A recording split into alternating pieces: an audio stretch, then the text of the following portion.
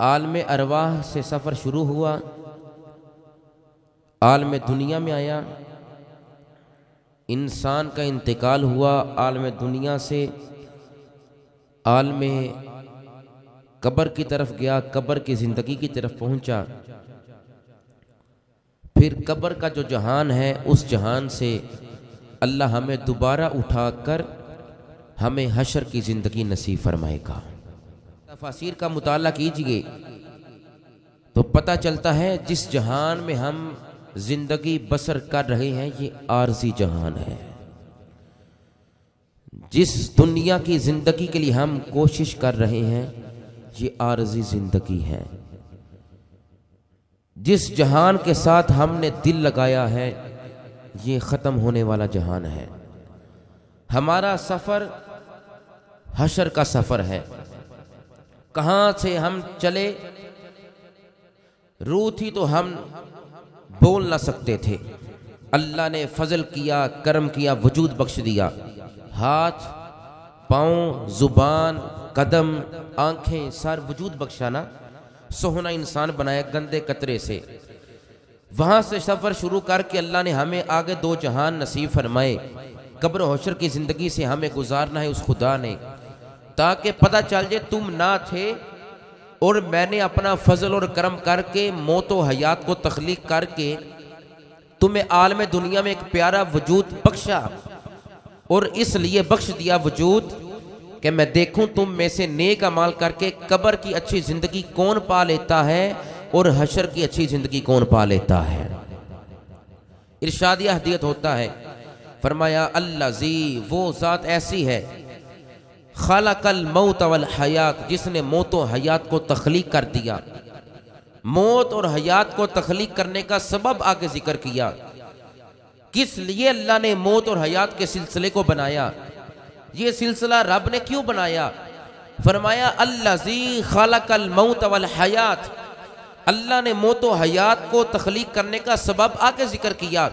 फरमाया लियब्लुवकुम अय्युकुम अहसनु अमला, खुदा देखना चाहता है, रब फरमाता है मैं तकना चाहता हूँ तुम में से अच्छे अमल करके मेरी बारगाह की तरफ रजू कौन करने वाला है। अगर तो अच्छे अमाल करके तुम मेरी बारगाह की तरफ रजू करोगे तो इनाम इकराम पालोगे, जन्नत तुम्हारा ही ठिकाना हो जाएगी। और अगर लियब्लुवकुम अय्युकुम अहसनु अमला, ये मैंने परखना था इंसान को ज़िंदगी बख्शने के लिए, ये असूल और दस्तूर बनाया था। मौत व हयात का सिलसिला इसलिए रखा था कि तुम अमाल करते, तुम नमाजें पढ़, तुम मेरी बारगाह की तरफ रजू करते, मैं तुम पर राजी होता, तुम अर्शों वाले खुदा पर राजी होते। मकसद हयात था ये तुम्हारा, मगर अगर तुमने उस मकसद हयात को पूरा ना किया तो अल्लाज़ी खलक़ल मौत वल हयात, इस पर तुम्हारा कोई वास्ता नहीं है इससे। अल्लाह ने तो जिंदगी उसको बख्शनी है, असल जिंदगी वो है जो तिलावत कुरान में गुजरे। असल इंसान की बका और हयात इसमें है कि वो नमाजों का नूर अपने दामन में समेटे। असल मौत व हयात के सिलसिले को तख्लीक करने का मकसद ये है कि बंदगाने खुदा में से रब देखता है नेकियां कौन करता है, गुनाह कौन करता है, और फरमाया मैं परखना चाहता हूँ मेरा फरमा बरदार कौन बनता है और सरकशी कौन करता है। अब खुदा ने मौत व हयात के सिलसिले को जब किया तख्लीक, उसके बाद उसकी रीज़न भी बताई कि इसलिए किया कि देखूं नेकियां कौन करता है। और अगर आज हम हयात पाकर भी गुनाह करते रहे, जिंदगी पाकर भी याद इलाही से गाफिल रहे, तो ये हमारी हयात नहीं, दर हकीकत ये हमारी जिंदगी नहीं है, ये हमारी मौत है। मौत क्यों? कुरान में हमारी बका है, इस्लाम में हमारी बका है, ईमान में हमारी बका है, नमाज में हमारी हयात है, कुरान में हमारी हयात है, ईमान में हमारी हयात है, फरमा बरदारी में हयात है। और अगर हम सरकशी करते रहे वजूद तो रहेगा मगर हकीकी हयात नसीब नहीं होगी। तो हयात इस चीज का नाम है, लियब्लुवकुम अय्युकुम अहसनु अमला, अहसन अमाल करने को ही हयात कहा जाता है। तो अगर इंसान गाफिल रहा तो कब्र में मैंने भी जाना है और आपने भी जाना है। एक एक चीज का सवाल हमसे किया जाएगा कि मौत व हयात कुरान नहीं पढ़ा था तुमने। अल्लाज़ी, वो ऐसी ज़ात है जिसके कब्ज़े कुदरत में ज़मीन व आसमान है, जिसने दरख्त पैदा किए, जिसने सूरज चांद सितारे आसमान को सजाया इन चीजों से, मशरिक का खुदा, मगरिब का खुदा, शमाल जुनूब तहत असरार से उला, जिन बशर इंसान सबको तख्लीक करने वाला खुदा, फरिश्तों को बनाने वाला, दिगर मखलूकात को बनाकर फरमाया तुम अशरफुल मखलूकात हो। सारी मखलूकात खुदा की है, तख्लीकात को नहीं। ना हम सूरज के पुजारी, ना चांद के, ना आग के। अल्लाह फरमाता है मुझे सजदा करने वालों सुनो, अल्लज़ी खालकल मौत वल हयात, ये सिलसिला मैंने इसलिए रखा, मैं देखना चाहता हूँ तुम में से नेक अमाल कौन करता है। मैं तो वो हूँ जो आसमानों का भी बादशाह हूँ, जमीन का भी मालिक हूँ, तहत सरा मेरे कब्जे में है, अर्श उला मेरे कब्जे में है, इंसान की जिंदगी मेरे कब्जे में है, इवन के अंबिया किराम अलैहिमुस्सलाम को तख्लीक करने वाला मैं खुदा हूँ, जिन्नो बशर को बनाने वाला खुदा हूँ। वो खुदा फरमाता है खालकल मौत वल हयात, उसी खुदा ने मौत को भी तख्लीक किया, उसी खुदा ने हयात को भी तख्लीक किया।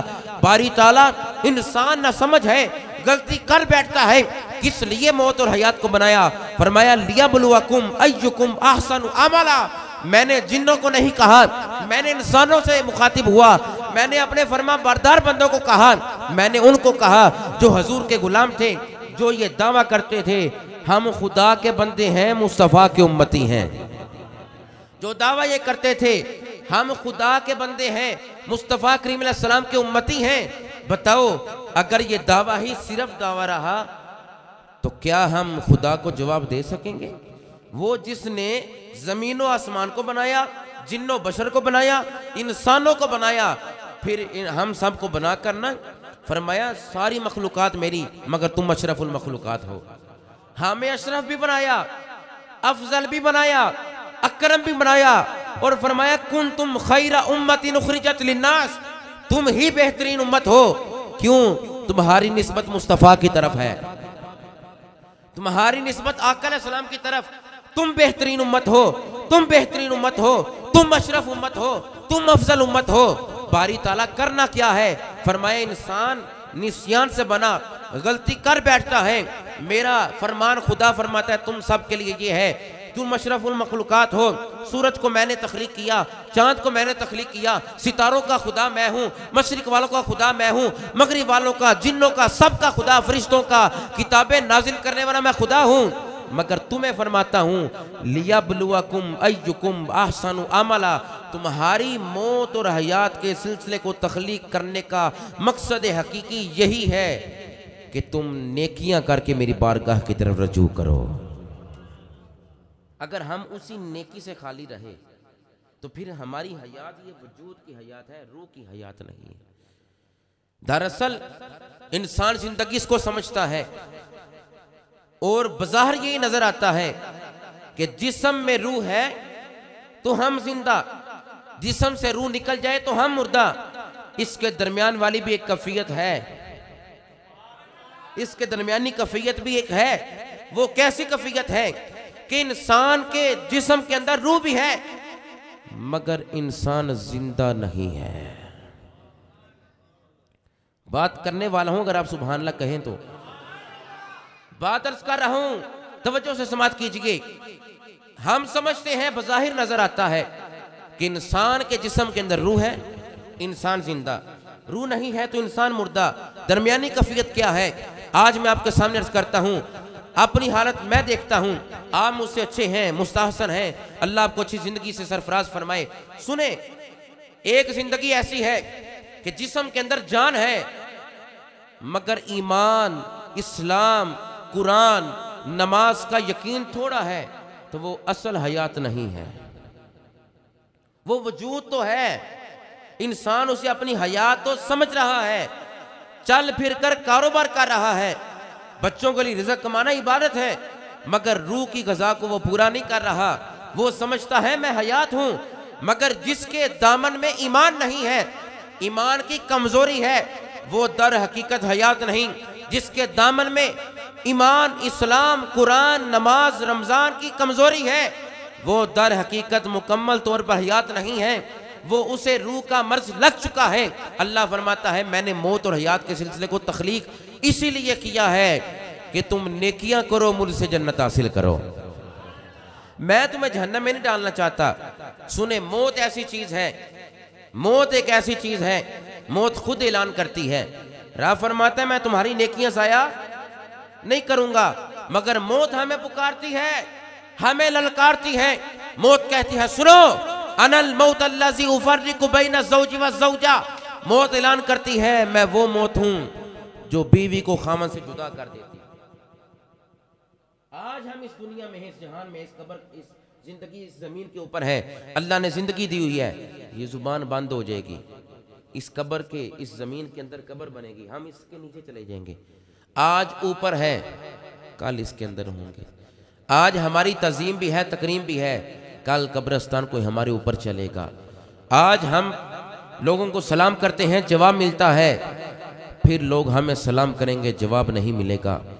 आज लोग हमसे बात करते हैं, हम जवाब देते हैं, एक वक्त हम पर ऐसा आएगा वो हमसे बातें करेंगे, हम बोल ना सकेंगे। आज दौर ऐसा है, हम लोगों को देखते हैं, लोग हमें देखते हैं। एक वक्त ऐसा आएगा लोग हमारी कब्र को देखेंगे, हम उनको ना देख सकेंगे। उस वक्त से पहले पहले मौत को याद कर लो, मौत को याद कर लो, मौत को याद कर लो। अनल मौत अल्लज़ी उफ़र्रिक़ु बैन ज़ौजी व ज़ौजा।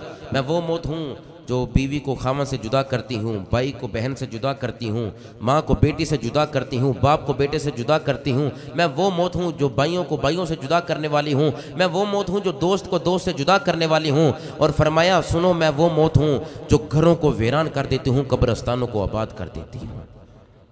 हमारे बड़े चले गए, माह रजब मुरज्जब शरीफ, मौत को ये हैप्पी न्यू ईयर के नाम पर फांसी और यानी पाकिस्तान में नहीं चलेगी। ये मुसलमानों का वतीरा नहीं है, ये इस्लाम की शनासी नहीं है। इस्लाम जिस तरफ हमें चलाता है हम उल्ट चलते हैं।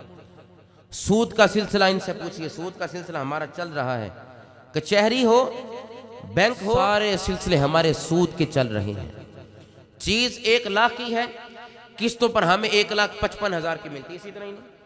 कचहरी में हमारा काम नहीं, रिश्वत दी तो काम हो गया, इसी तरह नहीं। बैंक में हमने पैसा रखा, लोन लिया, हमें डबल मिल रहे हैं, ये सूद नहीं। हमारा पैसा उन्होंने इस्तेमाल किया, इस्तेमाल करने के बाद हमने रखा हुआ था इजाफी, हमने लाख रखा, हमें 2.25 लाख मिल रहा है, वो कहते हैं हमने कारोबार किया, सूद नहीं। सारा सिलसिला ही सूद पर चल रहा है। जो लुकमा खाएंगे असर भी वही होगा, जो रिस्क खाएंगे असर भी वही होगा। अल्लाह से डरना चाहिए। जो एक लुकमा हराम का खा लेता है ना, 40 दिन लिबास उसके लिए दुआ ये करता है, या अल्लाह इसको मेरे बदन से जुदा कर दे। और 40 दिन वुजू करने के बावजूद, मुसल्ले पे खड़े होने के बावजूद नमाज कबूल नहीं होती। एक हराम का लुकमा के 70 दर्जे हैं। सबसे हल्का दर्जा ये है कि अपनी माँ से जिना के मुतरादिफ है। सूद का माना क्या है?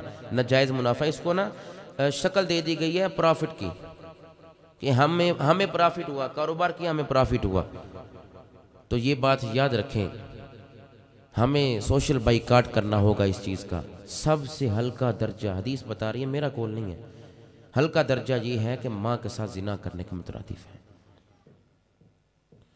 मौत को अब याद किया हो तो हम सूद ना खाएं। मौत को अपने दिल में जगह दी हो। हम डरते हैं मौत से, हम डरते हैं कहीं हमें मौत ना आ जाए, क्योंकि हमारे अमाल ही ऐसे नहीं है ना। जब सफेद आ जाए ना, फिर समझ जाना चाहिए कि हम कब्र के करीब हैं।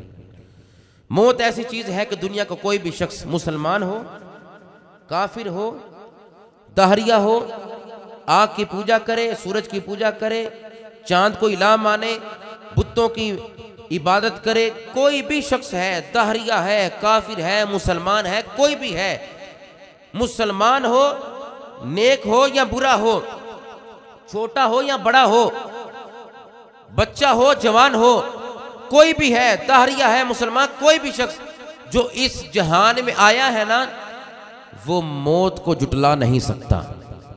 मौत हकीकत है, आकर ही रहेगी। और फरमाया इस आयत में कुदरत के बाज आसार को बयान किया गया। बाज आसार क्या है? ये है कि खालकल मौत वल हयात, वो खुदा ऐसा है कि जिसने मौत को भी तख्लीक किया है और हयात को भी तख्लीक किया है। के अंदर रूह बाकी हो और हवा से खमसा की ताकत जिस्म से जायल ना हो। बोलने की ताकत, देखने की ताकत, पकड़ने की ताकत, चलने की ताकत, ये ताकतें इंसान के वजूद से निकले ना, जायल ना हो। अगर जायल हो जाए तो ये मौत है। बोलने की ताकत ना रही तो मौत। हवा से खमसा की ताकत का ना रहना, जिस्म से रूह का निकल जाना, इसको क्या कहते हैं? मौत। और इसके ऑपोजिट फरमाया हयात, जिस्म के अंदर रूह का बाकी रहना, वजूद बरकरार रहना और हवास की ताकत का कायम रहना, ज़ायल ना होना जिस्म से, इसको हयात कहते हैं। मगर अगर उलमा की ज़ुबान से इसको बयान करूं तो मुहद्दिसीन, मुफस्सिरीन, उलमाए किबार, खुदा से डरने वाले मुत्तकीन, सालिहीन, आरिफीन, जाहिदीन, राकीन, वो फरमाते हैं मौत इस चीज़ का नाम है बंदा कुरान से दूर हो जाए। हयात इस चीज़ का नाम है बंदा नमाज के करीब आ जाए। मौत इस चीज़ का नाम है बंदा रमज़ान से दूर हो जाए। हयात इस चीज़ का नाम है बंदा रमज़ान के करीब हो जाए। मौत इस चीज़ का नाम है बंदा अल्लाह की नाफरमानी करे। हयात इस चीज़ का नाम है बंदा अल्लाह के अहकामात पूरे करे, अल्लाह रब्बुल इज़्ज़त के बताए हुए रास्ते पर चले, कोशिश करे, इसको कहते हैं हयात। और मौत क्या है कि अल्लाह के बताए हुए रास्ते पर ना चले, शरीयत की पासदारी ना करे, अल्लाह को राज़ी ना करे, कब्र को याद ना करे, अल्लाह के याद अपने दिल में ना रखे, ये सारी इंसान की मौत है, दर हकीकत मौत है। हयात किस चीज़ का नाम है?